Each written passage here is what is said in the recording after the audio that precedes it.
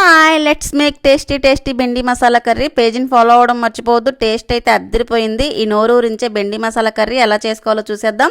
దీనికోసం స్టవ్ మీద కడాయి పెట్టుకొని కొద్దిగా ఆయిల్ వేసి, ఆయిల్ హీట్ అయిన తర్వాత కట్ చేసుకున్న బెండకాయ ముక్కలను కూడా వేసుకొని ఇందులోనే కొంచెం సాల్ట్ వేసి 3-4 నిమిషాలు గోల్డెన్ బ్రౌన్ కలర్ వచ్చేంత వరకు వేయించుకోవాలి.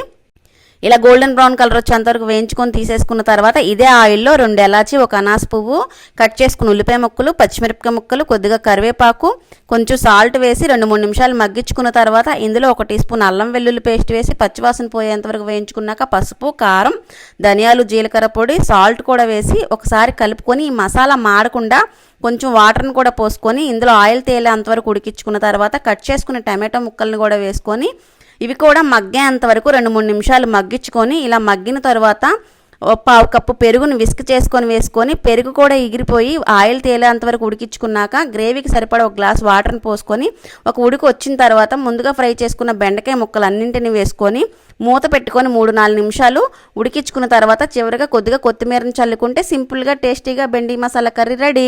అన్నంలో కలుపుకొని బెండి మసాలా కర్రీ తింటే అద్దరిపోతుంది. టేస్ట్ వేరే లెవెల్లో ఉంది. పేజీని ఫాలో అవ్వడం మర్చిపోవద్దు. వీడియో ఎలా అనిపించిందో కామెంట్ చేయండి.